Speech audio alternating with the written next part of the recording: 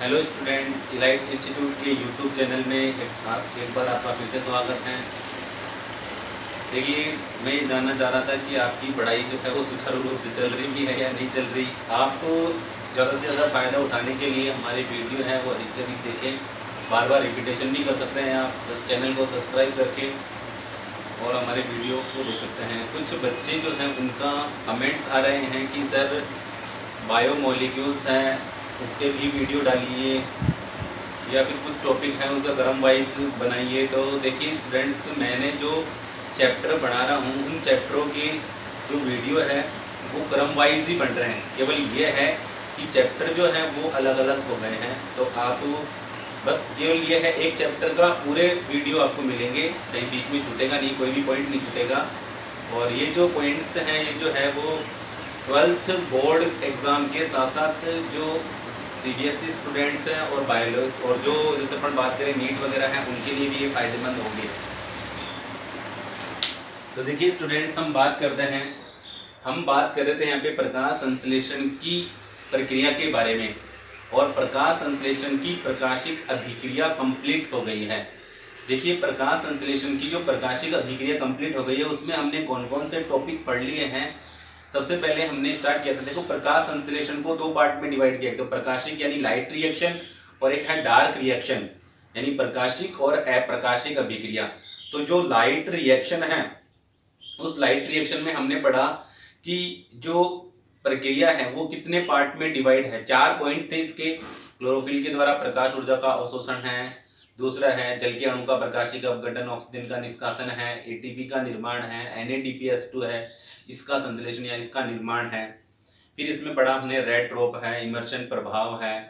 फिर हमने पढ़ा यहाँ पे फोटो सिस्टम जो है उसके बारे में कि फोटो सिस्टम कितने होते हैं, 2 होते हैं, कैसे यूज आते हैं, उनकी कैसे मैकेनिज्म कैसे काम करते हैं वो हमने पढ़ा है। यानी फोटो सिस्टम की मैकेनिज्म है।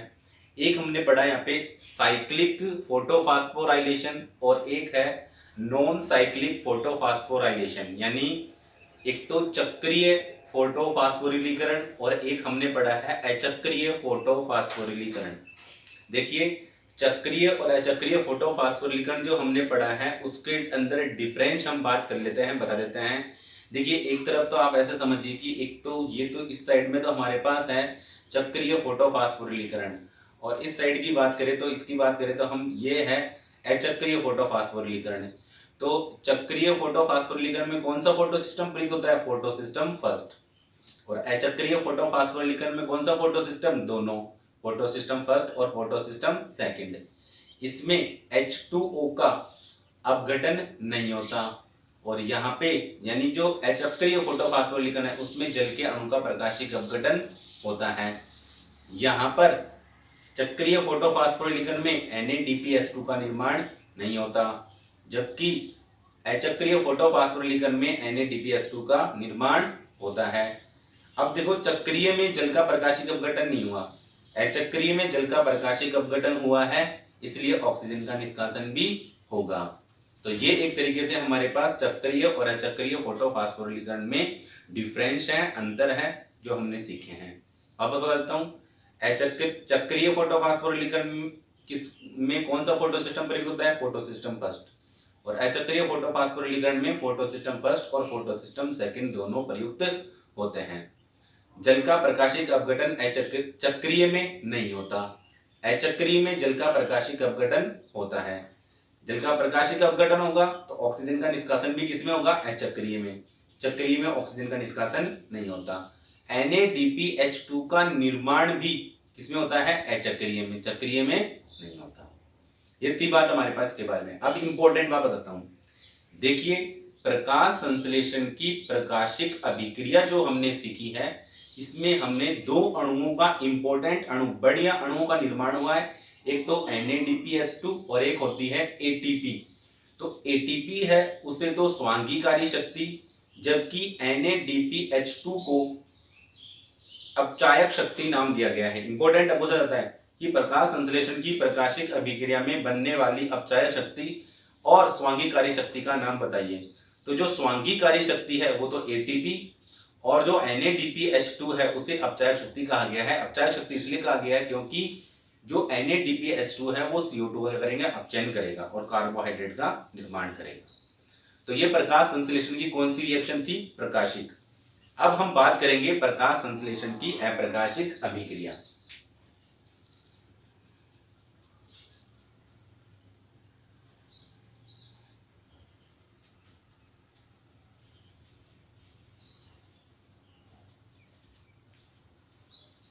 प्रकाश संश्लेषण की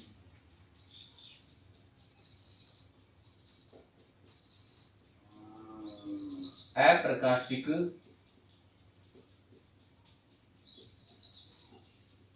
प्रकाश संश्लेषण की अप्रकाशिक अभिक्रिया।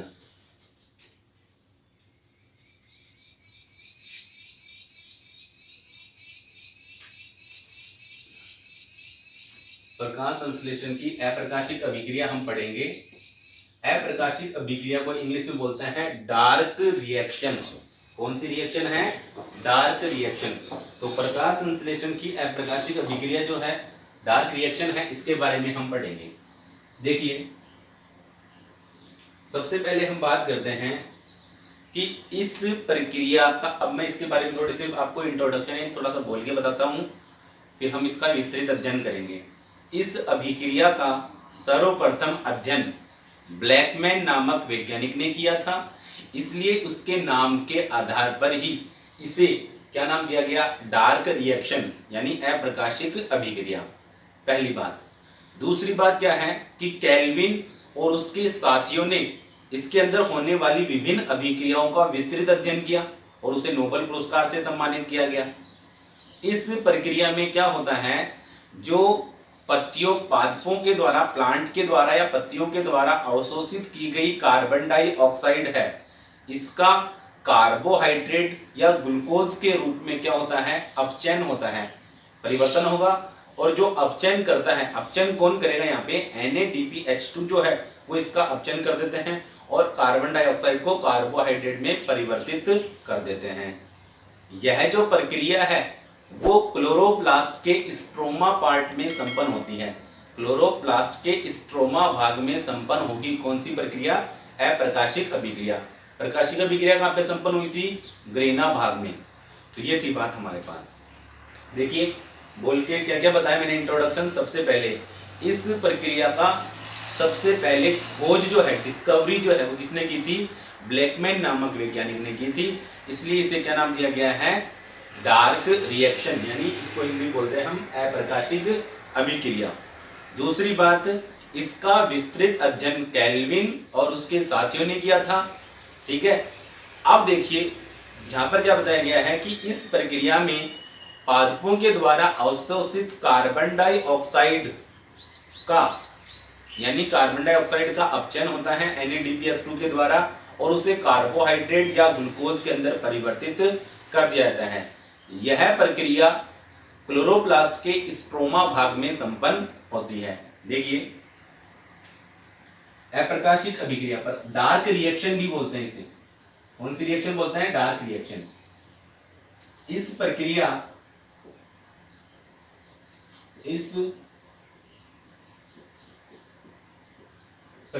की खोज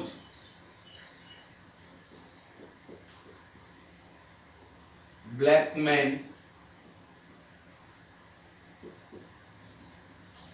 नामक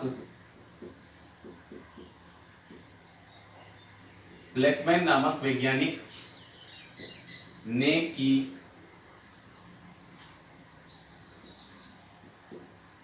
अतः इसे डार्क रिएक्शन कहते हैं।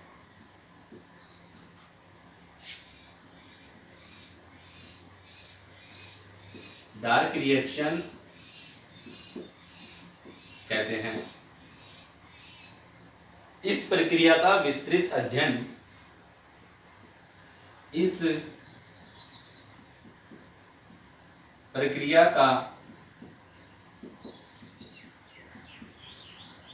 विस्तृत अध्ययन,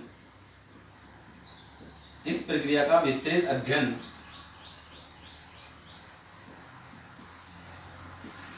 केल्विन व उसके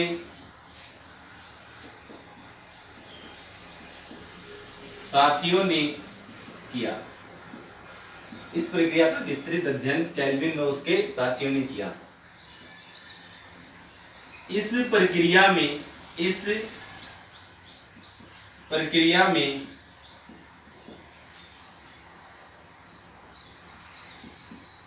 पादपों द्वारा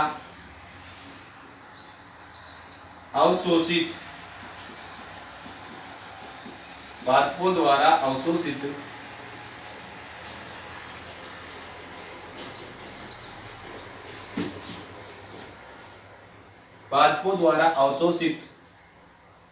CO2 का अपचयन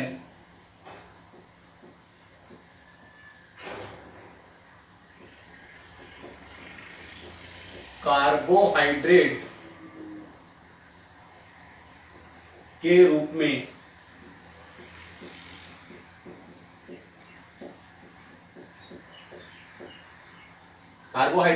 होता है। इसके लिए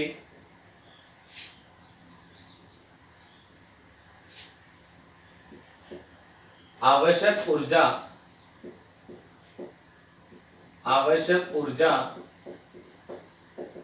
ATP व NADP H2 से प्राप्त होती है। यह प्रक्रिया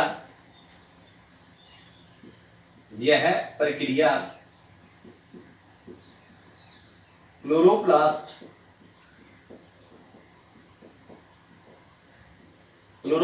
के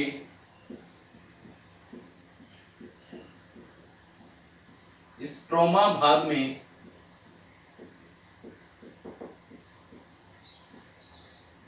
संपन्न होती है।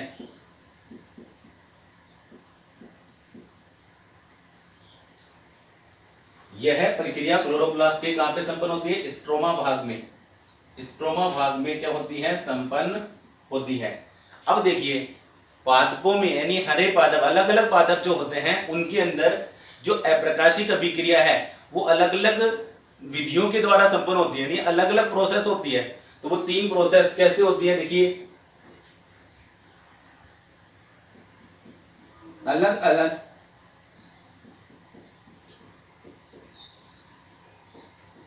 पादपों में यह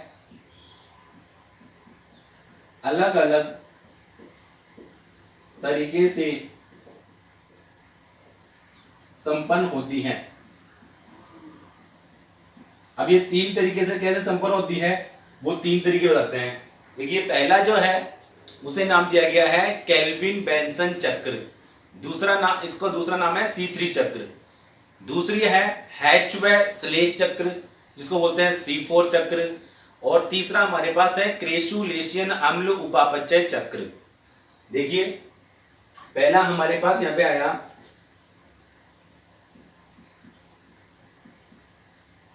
केल्विन बेंसन चक्र या C3 चक्र। दूसरा है हैच व स्लेश चक्र या इसे कहा जाता है C4 चक्र। और थर्ड है क्रेसुलेशियन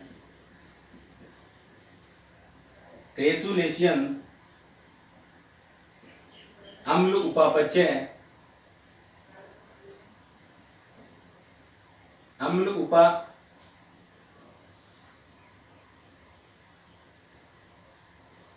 चक्र।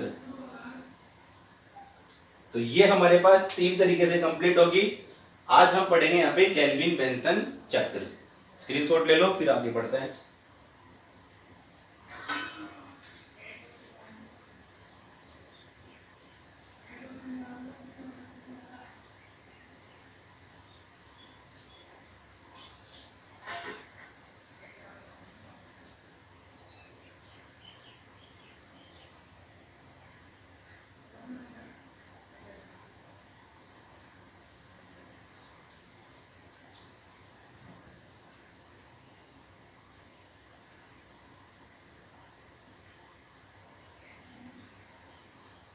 ओके स्टूडेंट्स, हम बात करते हैं यहाँ पे कि अप्रकाशिक अभिक्रिया अलग अलग प्लांट में कितनी तरीके से पूरी होती है, 3 तरीके से।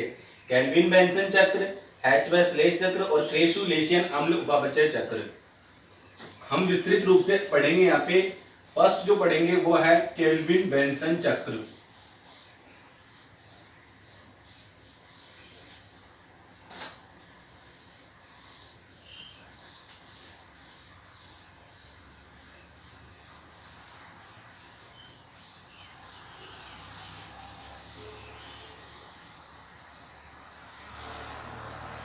हम बात करते हैं यहाँ पे केल्विन बेंसन चक्र।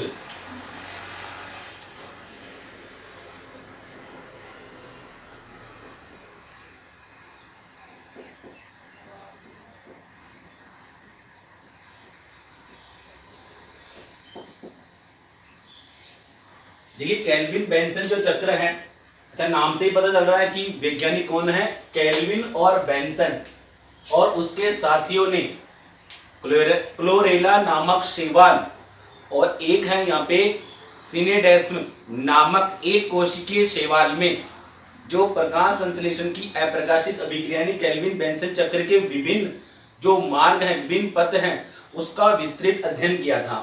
कौन से शैवाल के अंदर? क्लोरेला सिनेडेस्म नामक एक कोशिकीय शैवाल में भी लिखूंगा मैं। उसके अंदर इसका यानी जो प्रकाश संश्लेषण की जो अपन ये पर पढ़ रहे हैं केल्विन बेंसन चक्र, या हम ये कह रहे हैं कि C3 चक्र। अब C3 चक्र जो है वो क्या है, 4 पॉइंट यानी 5 अभिक्रियाओं में संपन्न होगा। तो वो कैसे संपन्न होती है उसका विस्तृत अध्ययन किसने किया था? केल्विन और बेंसन ने। पहली बात। दूसरी बात, इस प्रक्रिया के अंदर उन्होंने क्या है कि जैसे हम बात करें कि किस प्रकार से संपन्न होगी, उसके अलावा इस प्रक्रिया में बनने वाला प्रथम स्थायी उत्पाद जो है वो 3-फास्फोग्लिसरिक अम्ल 3PGA होता है। 3-फास्फोग्लिसरिक अम्ल 3PGA होता है।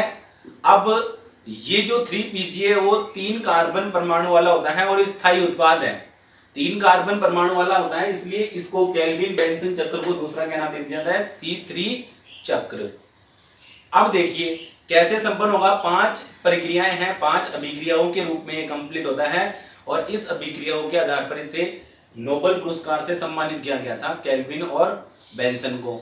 अब हम बात करते हैं कि केल्विन बेंसन जो चक्र है उसका विस्तृत अध्ययन कि ये कैसे संपन्न होगी प्रक्रिया, उसके बारे में। तो 5 पॉइंट है, 5 पॉइंट में हम बात करते हैं यहाँ पे केल्विन बेंसन चक्र में कि फर्स्ट जो होता है वो होता है राइबुलोज मोनोफॉस्फेट है उसका फास्फोरिलीकरण। एक पॉइंट, पहला पॉइंट तो है राइबुलोज मोनोफॉस्फेट का फास्फोरिलीकरण।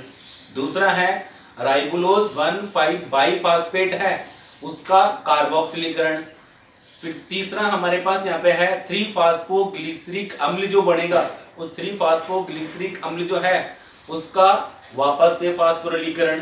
फिर बनेगा 1,3-डाइफास्फोग्लिसरिक अम्ल जो है उसका अपचयन, और उसके अपचयन से हमारे पास 3-फास्फो PGAL बनेगा। और ये जो PGAL है इसके 12 अणु बनेंगे और PGAL से हमारे पास 5वां जो पॉइंट है वो हेक्सो शर्करा का क्या होगा?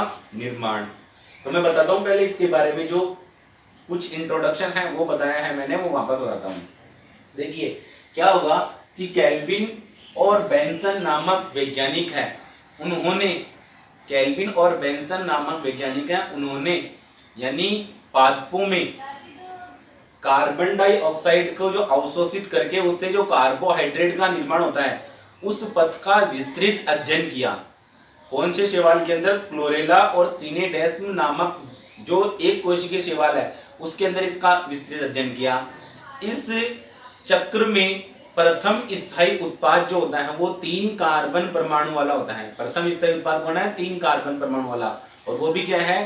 3-फास्फोग्लिसरिक अम्ल। 3 कार्बन परमाणु वाला है और 3-फास्फोग्लिसरिक अम्ल। 3 कार्बन परमाणु वाला होने के कारण इसे क्या नाम दिया गया है? C3 चक्र। इसके अलावा यानी इन्हें केल्विन और बेंसन ने इसका जो विस्तृत अध्ययन किया था उन्हें नोबेल पुरस्कार से सम्मानित किया गया था। 5 पॉइंट है कैसे संपन्न होंगे वो मैं वो बताऊंगा, पहले इसका इंट्रोडक्शन समझ लीजिए आप। देखिए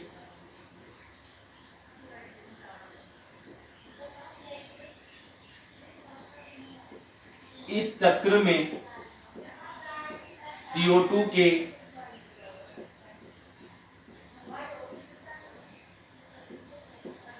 के अपचयन से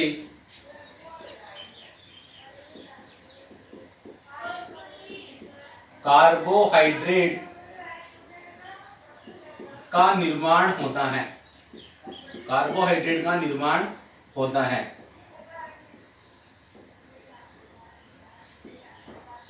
इस प्रक्रिया में होने वाले विभिन्न पदों का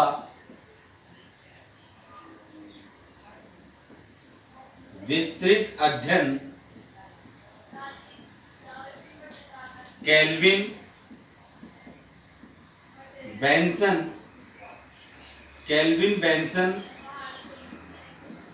नामक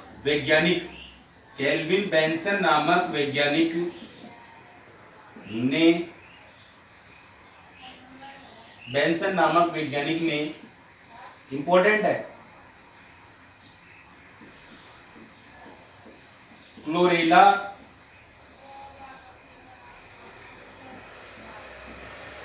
सीनेडेस्म नामक एक कोशिक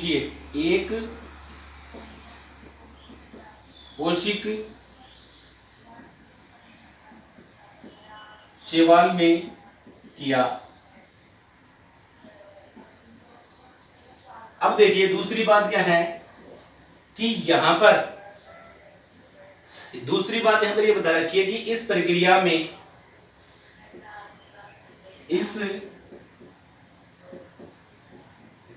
में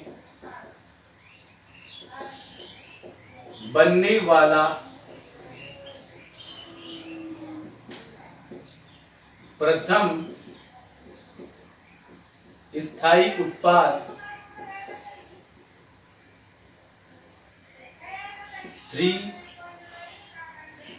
3-फॉस्फोग्लिसरिक अम्ल 3-फॉस्फोग्लिसरिक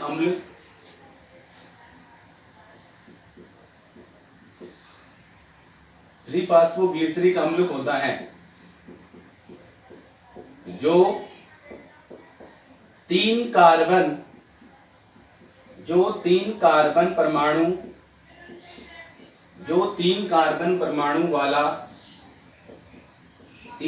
परमाणु वाला होता है।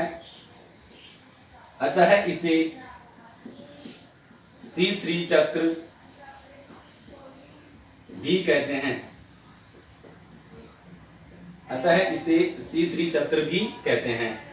अब देखिए कि ये जो केल्विन बेंसन चक्र है या C3 चक्र है वो 5 पॉइंट्स में कंप्लीट होगा, वो मैं आपको बताता हूं। अब ये 5 पॉइंट कौन कौन से हैं वो देखिए, पहले इसका स्क्रीनशॉट ले लीजिए फिर बताते हैं।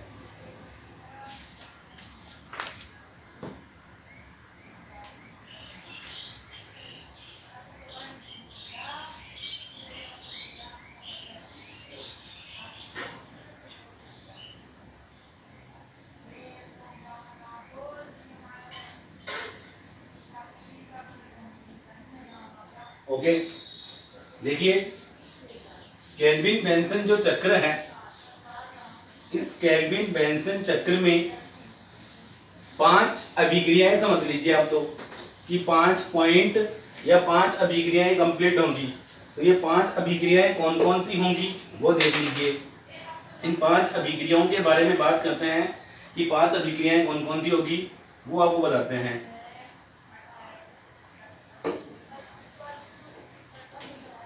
चलिए हम बात करते हैं यहाँ पे 5 अभिक्रियाएं कौन कौन सी होगी। देखिए कि यहाँ पर जो पहला पॉइंट होता है, इसमें होता है हमारे पास पॉइंट की हेडिंग जो है वो ये है राइबुलोज 5-फास्फेट या राइबुलोज मोनोफास्फेट का फास्फोरिलीकरण।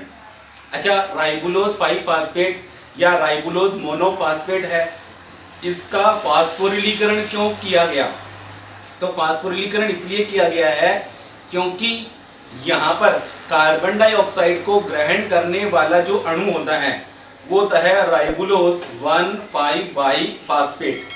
अब देखिए मैंने क्या लाइन बता दी वो आपको समझ में नहीं आई होगी। समझिए, सबसे पहले मैंने ये कहा है कि एक तरफ तो हमारे पास यहाँ पे है राइबुलोज 5-फास्फेट या राइबुलोज मोनोफास्फेट, इसका फास्फोरिलीकरण होगा, ये पॉइंट है। अब इसका फास्फोरिलीकरण कैसे होगा कि राइबुलोज 5-फास्फेट जो है, राइबुलोज 5-फास्फेट या राइबुलोज मोनोफास्फेट है, ये 6 एटीपी अणुओं का उपयोग करके 6 एटीपी अणुओं का उपयोग करके क्या बनाता है, 6 अणु राइबुलोज 1,5-बाईफास्फेट बनाता है। यहां पे एंजाइम काम आता है फास्फोपेंटोकाइनेज, ध्यान रखना, फास्फोपेंटोकाइनेज यहाँ पे एंजाइम क्या होता है, काम आता है। अब देखिए यहां पर 6 देखो 6 अणु हैं, अभिक्रिया से बताता हूं, समझ में आएगा आपको। देखिए पहला जो पॉइंट है, टोटल मैंने बताया है कि केल्विन बेंसन चक्र है वो 5 स्टेट में पूरा होता है। पहला है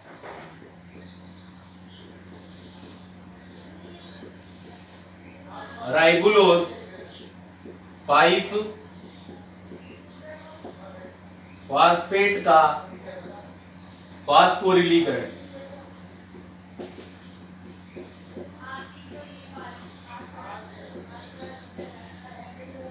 देखिए ये पॉइंट है अपने पास, ये पहला पॉइंट है। इसमें क्या होगा कि राइबुलोज 5-फास्फेट, इसे राइबुलोज मोनोफास्फेट भी कहा जा सकता है। इसका फास्फोरिलीकरण क्यों किया गया है, इसमें फास्फोरिलीकरण का मतलब है कि इसमें एक फास्फेट अणु और जुड़ेगा। फास्फोरिलीकरण का मतलब है कि यहाँ पे एक फास्फेट अणु और जुड़ेगा। कैसे जुड़ेगा वो बताते हैं। देखिए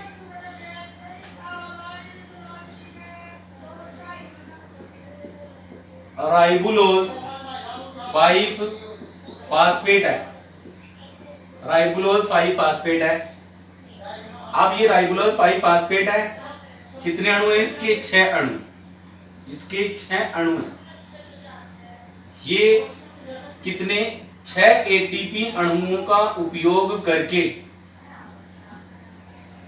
देखिए ये 6 एटीपी अणु हैं वो टूटेंगे, 6 एटीपी अणु टूटेंगे और क्या बनेंगे, 6 एटीपी अणु प्लस में क्या बनेगा, 6 ही अकार्बनिक फास्फेट बनेंगे। ये 6 अकार्बनिक फास्फेट किसके अंदर जुड़ जाएंगे, इसके अंदर जुड़ेंगे। तो फास्फोरिलीकरण मतलब फास्फेट अणु का जुड़ना कहलाता है फास्फोरिलीकरण। भाई हाइड्रोजन का जुड़ना हाइड्रोजनीकरण, तो यहाँ पे फास्फेट अणु का जुड़ना कहलाएगा फास्फोरिलीकरण। ये पॉइंट समझ में आया। अब यहाँ पे मोनोफास्फेट है, तो एक फास्फेट और जुड़ गया तो क्या हो गया, डाइफास्फेट। तो हमारे पास यहाँ पर जो अणु बनेगा वो बनेगा राइबुलोज 1,5-बाईफास्फेट, राइबुलोज 1,5-बाईफास्फेट। अब देखिए एक तो दी बात ये, दूसरी बात यहां पर क्या होता है कि यहां पर जो एंजाइम काम आता है वो आता है फास्फोपेंटोकाइनेज। यहां पर ये एंजाइम काम आएगा। जो राइबुलोज 1,5-बाईफास्फेट है इसको RUBP भी कहा जाता है। अच्छा, अब आपके दिमाग में यहां पर ये आ रहा होगा कि राइबुलोज 5-फास्फेट है, इसका फास्फोरिलीकरण क्यों किया गया। तो ये इंपॉर्टेंट बात बताता हूं कि इसका फास्फोरिलीकरण इसलिए किया गया क्योंकि जो अप्रकाशिक अभिक्रिया में कार्बन डाइऑक्साइड को ग्रहण करने वाला जो अणु होता है, 5 कार्बन परमाणु वाला जो अणु होगा वो क्या होता है, RUBP। और इसके भी कितने अणु प्राप्त होंगे, 6 अणु। ये 6 अणु है तो इसके भी कितने अणु बनेंगे, 6 अणु। देखो इसकी लाइन समझ में आ रही होगी। पहली बात तो इसके अंदर क्या लिखनी है कि देखिए इसके अंदर क्या लाइन बतानी है कि राइबुलोज 5-फास्फेट का फास्फोरिलीकरण, राइबुलोज 5-फास्फेट का फास्फोरिलीकरण इस प्रक्रिया में 6 एटीपी अणु और फास्फोपेंटोकाइनेज एंजाइम की उपस्थिति में राइबुलोज 5-फास्फेट है उससे किसका निर्माण होता है, राइबोलोज 1,5 बाईफास्फेट का निर्माण होता है। अब यहाँ पे राइबोलोज 1,5 बाईफास्फेट का निर्माण क्यों हुआ, क्यों आवश्यक है, क्योंकि राइबोलोज 1,5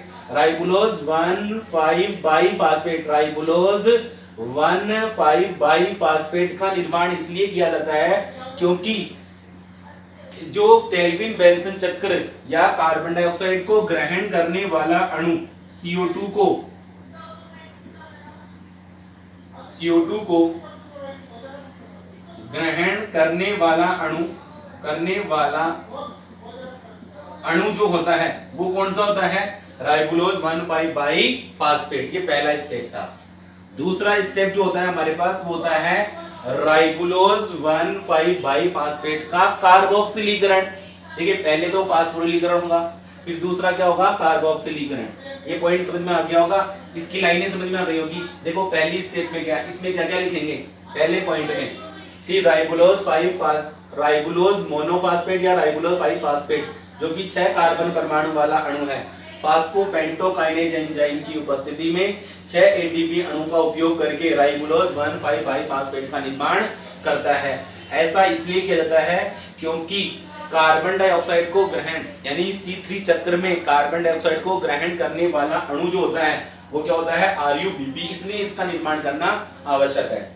दूसरा स्टेप हम बात करते हैं, यहाँ पे दूसरी स्टेप की बात करते हैं।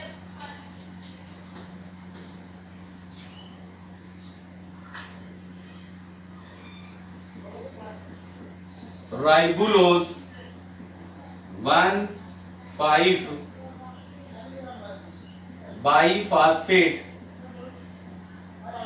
बाईफास्फेट का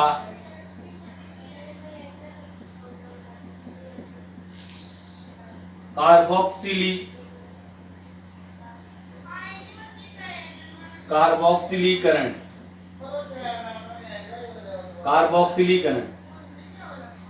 राइबोलोज 1,5 बाईफास्फेट का कार्बोक्सिलीकरण। देखिए इस प्रक्रिया में क्या होगा कि पहले एक लाइन, सबसे पहले कार्बोक्सिलीकरण का मतलब है कार्बन डाइऑक्साइड का ऐड, जुड़ेगी कार्बन डाइऑक्साइड। तो राइबोलोज 1,5 बाईफास्फेट है, इसमें कार्बन डाइऑक्साइड अणु का क्या होगा, इसमें एडिशन होगा, जुड़ेगा। तो देखिए अभिक्रिया से समझो आप। दूसरी स्टेप में क्या होगा,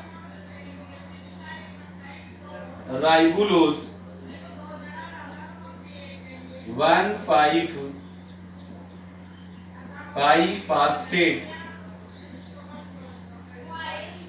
प्लस 6 H2O के अणु प्लस 6 CO2 के अणु। अच्छा, एक एंजाइम होता है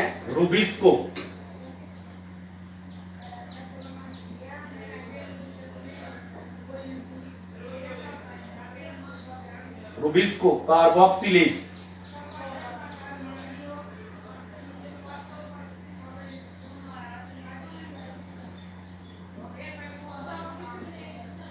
रूबिस्को, और हमारे पास बनेगा यहाँ पे 3PGA।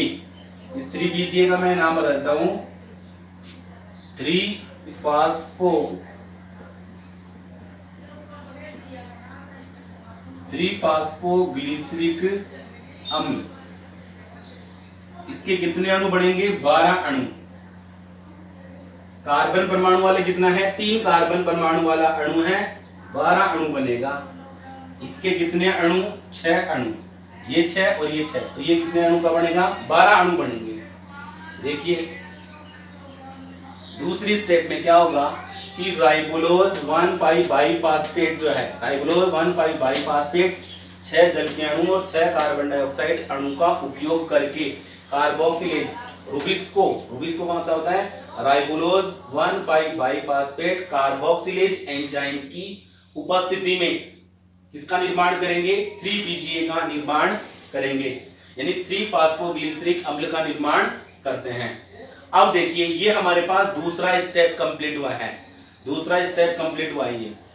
इस दूसरे स्टेप में हम क्या करेंगे, दूसरे स्टेप में ये 3 कार्बन परमाणु वाला जो अणु है, 3 कार्बन परमाणु वाला जो अणु है, 3 कार्बन परमाणु वाला स्थायी अणु है, और 3 कार्बन परमाणु वाला अणु होने के कारण इसे क्या नाम दिया गया है, C3 चक्र। तो ये हमारे पास दूसरा स्टेप कंप्लीट हुआ। फास्फोरिलीकरण हो गया, कार्बोक्सिलीकरण हो गया, वापस से क्या होगा, फास्फोरिलीकरण। स्क्रीनशॉट लीजिए।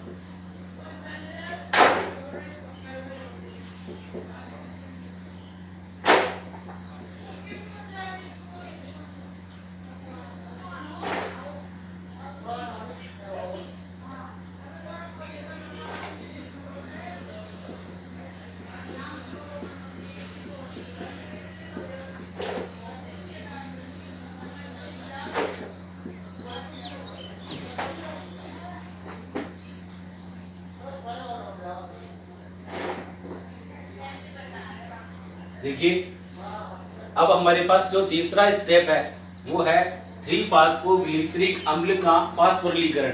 फास्फोरिलीकरण में उसमें यहाँ पर कितने अणु हैं, 12 अणु हैं ये, और कितने एटीपी अणु काम आएंगे, 12 एटीपी अणु काम आएंगे। देखो 12 एटीपी अणु टूटेंगे तो क्या बनेंगे, 12 एटीपी अणु बनेंगे। अब साथ में 12 अकार्बनिक फास्फेट भी निकलेंगे, तो 12 अकार्बनिक फास्फेट जो इसमें से निकलेंगे वो इसमें जुड़ेंगे और 1,3-डाई फास्फोग्लिसरिक अम्ल का निर्माण होगा, फास्फोग्लिसरोकाइनेज।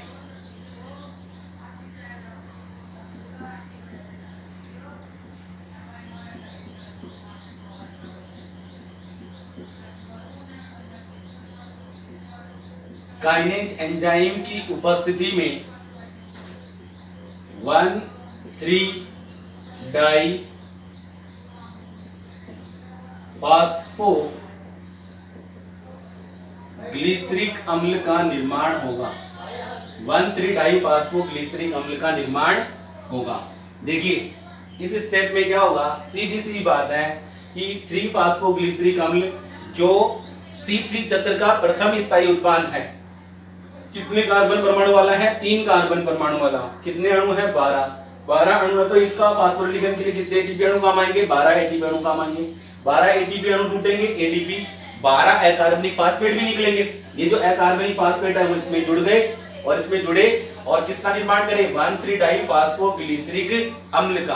अब हमारे पास इसका क्या होगा, यानी फास्फोरिलीकरण के बाद में 4th स्टेप आएगा हमारे पास अपचयन। देखिए तो हमारे पास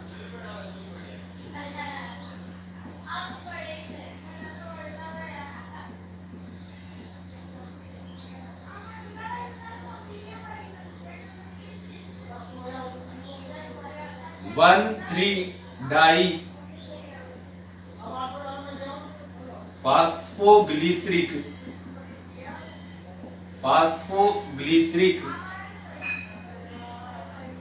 अम्ल का अपचयन।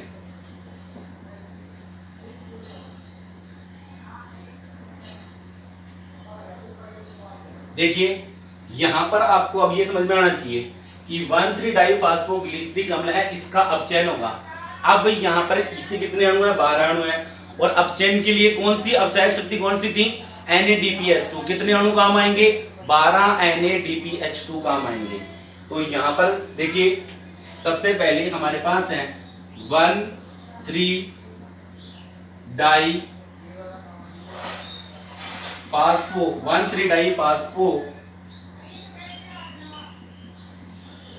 ग्लिसरिक अम्ल। 1,3-डाई-फास्फो ग्लिसरिक अम्ल है। इधर से स्टार्ट कर देता हूं। 1,3-डाई-फास्फो ग्लिसरिक अम्ल। 1,3-डाई-फास्फो ग्लिसरिक अम्ल। यहां पर कितने अणु हैं इसके? 12 अणु हैं इसके। और हमारे पास 12 अणु 3-फॉस्फोग्लिसरैल्डिहाइड 1,3-डाई-फास्फोग्लिसरैल्डिहाइड 3PGAL का निर्माण होता है। Triose phosphate dehydrogenase. Triose phosphate dehydrogenase ये एंजाइम यहां पर क्या होते हैं? काम आते हैं। ये एंजाइम काम आया यहां पर कौन सा? फास्फोग्लिसरोकाइनेज ट्रायोज फास्फेट डिहाइड्रोजिनेज एंजाइम काम आया। और 12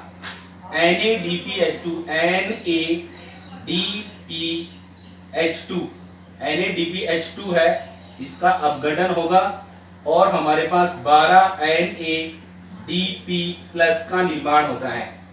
ये 12 क्योंकि ये अपचायक शक्ति है, अपचयन करेगा और इससे हमारे पास 12 अणु किसके निर्माण होंगे? 3PGAL के निर्माण होते हैं। 12 अणु हमारे पास बनेंगे 3PGAL के। अब हमारे पास पांचवा जो लास्ट इस केल्विन बेंसन चक्र की जो लास्ट स्टेप है वो है हेक्सोस शर्करा का निर्माण। अब ये हेक्सोस शर्करा का निर्माण कैसे होता है उसके भी 5 स्टेप है। देखो पहली हमने कहा यहाँ पे पहला जो स्टेप था वो था, जो पहला स्टेप था वो क्या था? पहला स्टेप हमारे पास आया राइबुलोज 5 फास्फेट या राइबुलोज मोनोफास्फेट का फास्फोरिलीकरण। दूसरा हमारे पास आया राइबुलोज 1,5 बाईफास्फेट का कार्बोक्सिलीकरण। फिर हमारे पास आया कि 3-फॉस्फोग्लिसरिक अम्ल है। 3-फॉस्फोग्लिसरिक अम्ल जो बना है उसका वापस से फास्फोरिलीकरण हुआ और क्या बना हमारे पास? 1,3-डाई-फास्फोग्लिसरैल्डिहाइड 1,3-डाई-फास्फोग्लिसरिक अम्ल। फिर क्या हुआ? उसका अपचयन और उससे क्या बना? ग्लिसरैल्डिहाइड। अब इस ग्लिसरैल्डिहाइड से हमारे पास क्या बनेगा? सॉरी स्टूडेंट्स,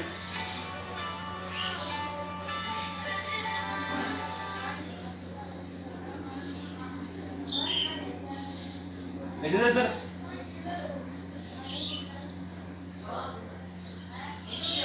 इसका है ये कौन आ रहा है?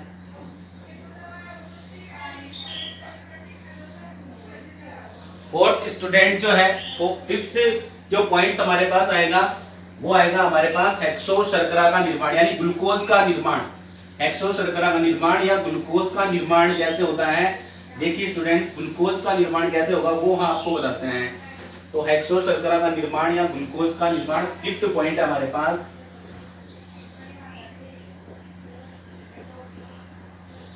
हेक्सोस शर्करा का निर्माण। हेक्सोस शर्करा का निर्माण, हेक्सोस शर्करा का निर्माण या ग्लूकोज का निर्माण कैसे होता है वो आपको बताते हैं। देखिए हेक्सोस शर्करा का निर्माण या ग्लूकोज का निर्माण कैसे होता है वो हम बात करते हैं। देखिए ये कैसे होगा, देखिए अब इंपॉर्टेंट बात बताते हैं। हमारे पास 12 अणु जो है वो 3PGAL 3-फॉस्फोग्लिसरैल्डिहाइड के प्राप्त हुए हैं। 12 अणु 3-फॉस्फोग्लिसरैल्डिहाइड के प्राप्त हुए हैं। इनमें से 2 अणुओं से किसका निर्माण होगा? हेक्सोस शर्करा यानी ग्लूकोज का निर्माण होगा।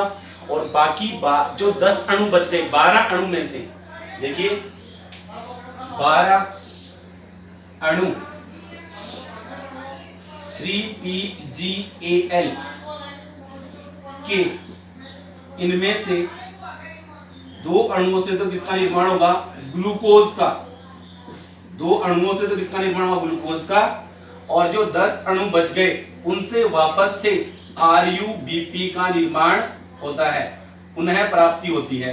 10 अणु वापस किसका बनाएंगे, RuBP, जो इस चक्र को क्या बनाते हैं, कंटिन्यूटी, यानी इसको निरंतरता प्रदान करते हैं।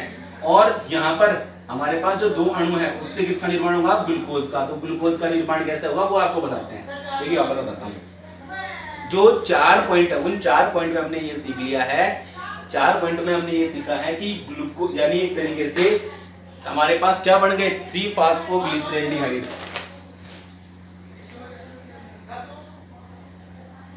देखिए 4 पॉइंट में हमने ये सीखा है कि 12 अणु हमारे पास क्या बन गए, 3-फॉस्फोग्लिसरिक अम्ल के 12 अणु प्राप्त हुए। इनमें से 2 अणुओं से तो क्या बढ़ेगा हमारे पास, ग्लूकोज, और 10 अणुओं से RuBP की पुनः प्राप्ति होगी।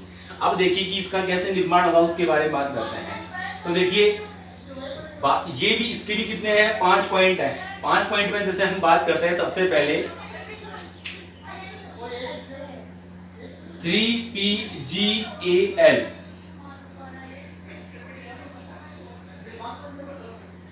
फास्फोट्रायोज आइसोमेरेज, 3PGAL है, और इस 3PGAL से हमारे पास क्या बढ़ेगा, देखिए DHAP। देखिए 3PGAL 3-फॉस्फोग्लिसरैल्डिहाइड से डाईहाइड्रोक्सी एसीटोन फास्फेट,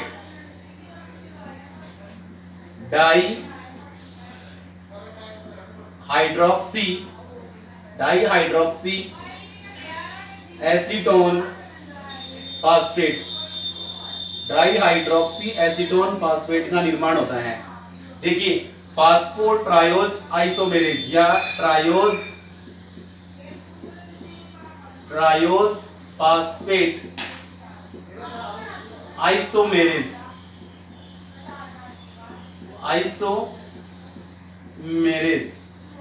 देखिए स्टूडेंट समझ में आना चाहिए आपको, हमारे पास 12 अणु 3PGAL के हैं, इसमें से 2 अणु तो साइड में निकालो, 3PGAL के 2 अणु हैं उनको साइड में निकाला, तो 3PGAL के 2 अणु में से एक अणु से तो क्या बन गया, DHAP। ये पहला स्टेप है एक्सो शर्करा के निर्माण की। ये भी 5 पॉइंट है, इसमें पहला स्टेप में कि एक 3PGAL के अणु से ट्रायोज फास्फेट आइसोमेरेज एंजाइम की उपस्थिति में डाईहाइड्रोक्सी एसीटोन फास्फेट यानी DHAP का निर्माण होता है। दूसरी स्टेप में क्या होगा कि एक तो हमारे पास क्या है, अब एक अणु तो ये काम आ गया, एक और अणु बचा है 3PGAL और प्लस DHAP जो है, ये दोनों आपस में क्या होंगे, कंबाइंड होंगे। कौन से एंजाइम की उपस्थिति में, एल्डोलेज एंजाइम की उपस्थिति में, एल्डोलेज एंजाइम की उपस्थिति में किसका निर्माण करेगा, देखिए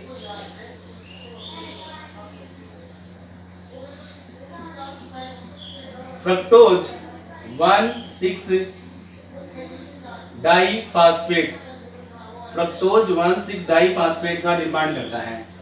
अब देखिए तीसरा जो हमारे पास पॉइंट होगा, देखिए पहले स्टेप में इससे ये बढ़ेगा, कितने थे, यानी जो हमारे पास 3PGAL के कितने अणु थे, 12 में से जो हमारे 2 अलग हो गए, तो इसमें से जो 2 बचे हैं ना, वो तो ये इसका निर्माण करेंगे।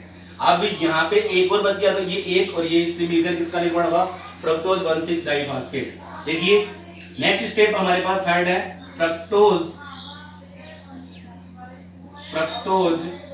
1,6 डाईफास्फेट है, फ्रक्टोज 1,6 डाईफास्फेट फास्फेटेज एंजाइम की उपस्थिति में, फास्फेटेज एंजाइम की उपस्थिति में इसका निर्माण होगा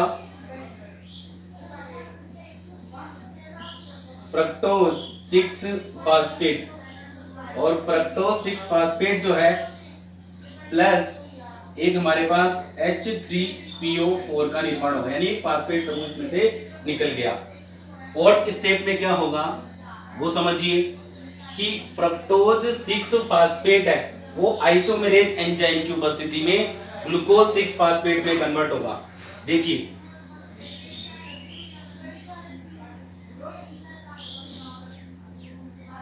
फ्रक्टोज 6 फास्फेट,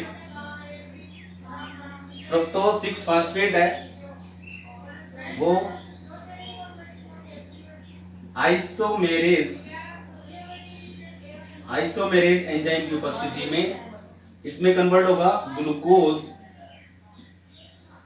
ग्लूकोज 6 फास्फेट में, ग्लूकोज 6 फास्फेट में कंप्लीट होगा।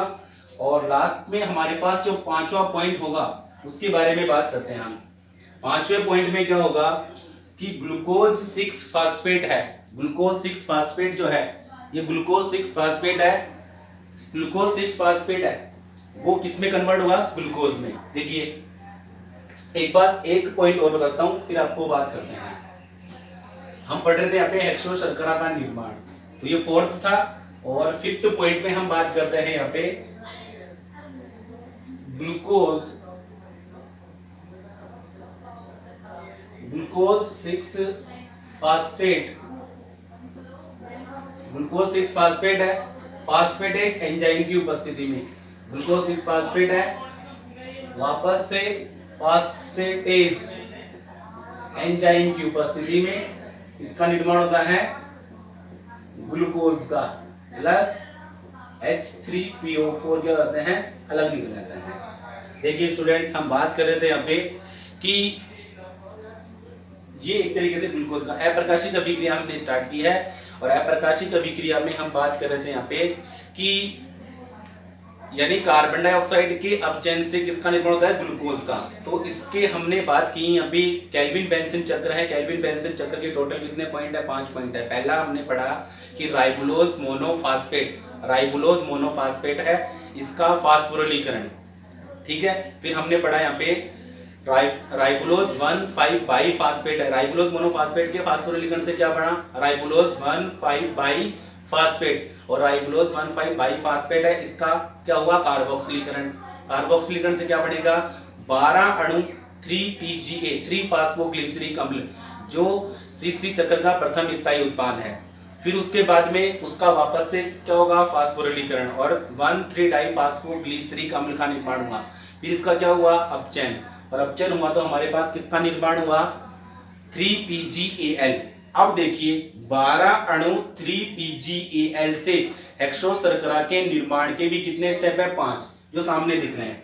फर्स्ट स्टेप में हमारे पास देखो, एक इंपॉर्टेंट मैं बता रहा हूं वापस से कि 12 अणु 3PGAL के बनेंगे, इनमें से 10 अणु जो हैं वो तो वापस से RUBP के निर्माण में काम आएंगे, लेकिन जो 2 अणु हैं उन 2 अणुओं से किसका निर्माण होगा? ग्लूकोज का। वो इस तरीके से होगा। कैसे होगा? पहले 2 अणु में से एक अणु 3PGAL है, वो किसमें कन्वर्ट होंगे? DHAP में, डाइहाइड्रोक्सी एसीटोन फास्फेट में। डाइहाइड्रोक्सी एसीटोन फास्फेट और 3PGAL है, ये दोनों आपस में जुड़कर एल्डोलेज एंजाइम की उपस्थिति में किसका निर्माण करेंगे? Fructose 1,6 diphosphate. फ्रक्टोज 1,6 डाइफास्फेट है, फास्फेटेज एंजाइम की उपस्थिति में फ्रक्टोज 6 फास्फेट का निर्माण करेंगे। फ्रक्टोज 6 फास्फेट है, आइसोमेरेज एंजाइम की उपस्थिति में किसका निर्माण करेंगे? Glucose 6 phosphate. ग्लूकोज 6 फास्फेट है, फास्फेटेज एंजाइम की उपस्थिति में ग्लूकोज बनाएगा।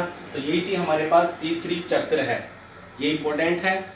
और इसका चक्र है वो कैसे बनेगा? इसका एक तरीके से एक केल्विन बेंसन चक्र है, वो कैसे बनता है उसके बारे में हम बात करेंगे नेक्स्ट वीडियो में।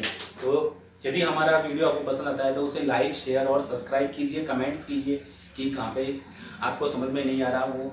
ठीक है स्टूडेंट, थैंक यू।